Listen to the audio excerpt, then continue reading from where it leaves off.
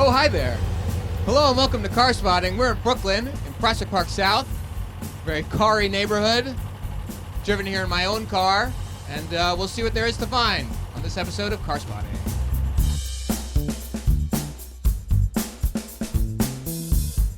This is PPS, or Prospect Park South. It was an old planned neighborhood from right after this whole chunk of Brooklyn became part of Brooklyn, back when Brooklyn was a town.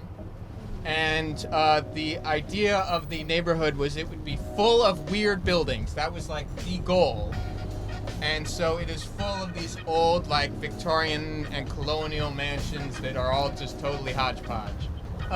Normally car spotting is done by taking the train to go for a walk.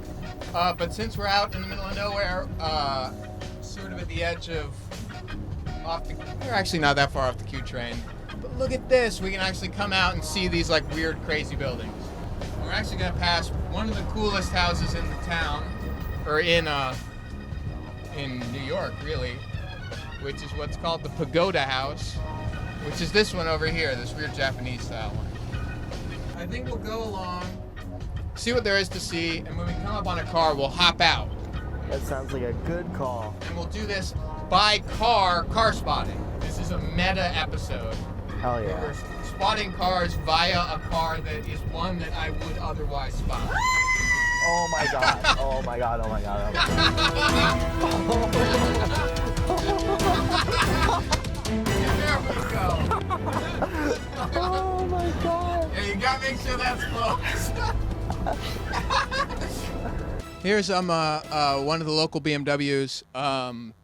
It's an early 2002, or earlier than the latest ones, because it still has the round tail lights. I forget what year it is. It should say on the registration. This is what was called a new class BMW, which was really the car that sort of made BMW what BMW is today. These things are super classic. You've got the round headlights, you got your super basic face, and if you look on the inside, it's got a child seat. So this thing is used all the time. So much in the same way that these houses would look sort of cool in general, but they're much cooler that people actually just like normal people live in them. This is a cool car in the abstract, but it's especially cool because it lives on the street, it gets dented, it's really being used. It's not just like people talking about the history of BMW, it's an actual car that somebody enjoys.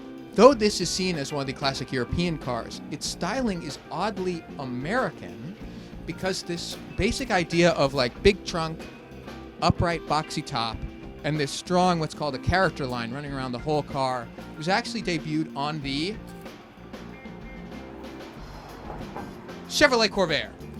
So the first gen Corvair actually took off in Europe, and so a lot of sporty small European cars of the early 60s, the NSU TT, really harked back to the Corvair of all things. So it wasn't necessarily a car that totally caught on in America, but it was hugely influential in Europe, which I think is really interesting. Anyway, let's get back into our car. Kid woofed at me.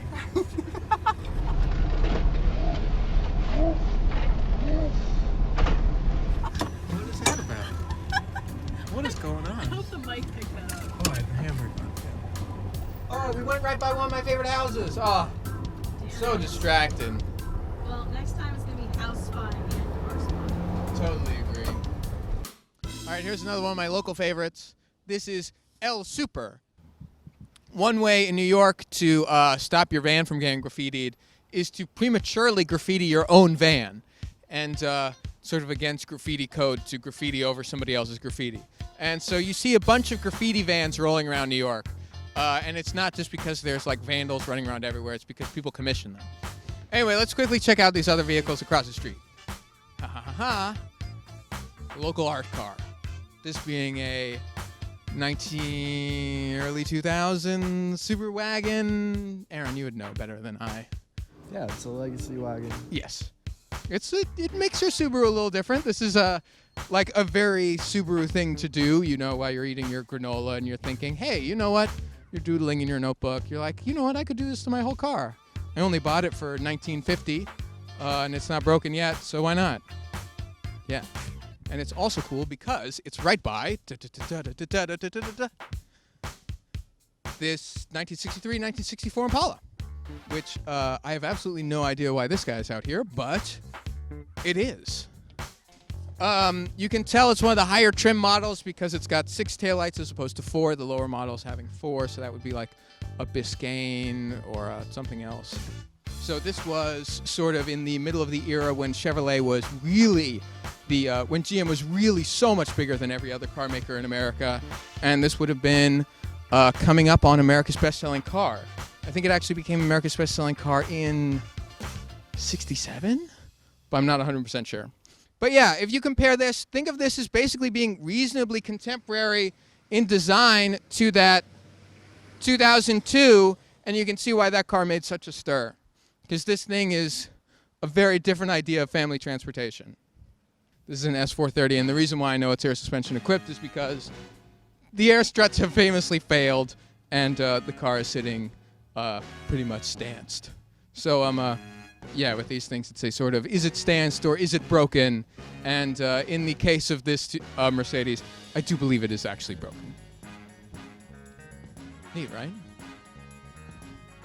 And I'll also point out this fantastic Z3M, which is a car that time is busily forgetting. So yeah, this is the big straight 6, tiny little platform, rear-wheel drive. You're basically sitting on the rear axle. Nice little sporty car that I think people don't give as much credit as they should. As we sort of get into the new Z4, we'll see how much cooler these things get. All right, thanks for tuning in for Carspotting this week. This has been a dark one. It took a long time to drive out here, so it's kind of dark already. But I hope you enjoyed at least this little bit of Prospect Park South. I wish I wasn't so rushed because this is really one of my favorite neighborhoods to walk through for the cars, for the houses, for the whole atmosphere. And yeah, hopefully we'll come back and do another one here, much as we've done like 8 gazillion episodes in the East Village. There's still so many BMWs and sort of weird other cars which are parked on the street around here. Just one of those things that is just sort of like a tucked away little gem of the middle of Brooklyn.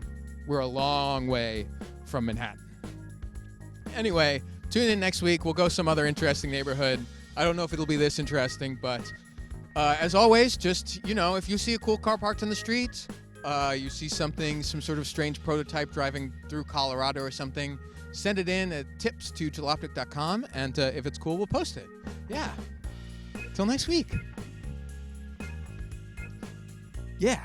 I don't know. I need to go home. Not just dog spotting neighborhood, there's like a cat over there. Is it pooping?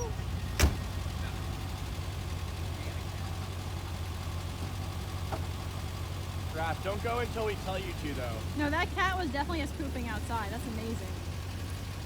Where? Oh, across the street? Yeah. Oh, there's one right behind you. Oh my God, cat spot.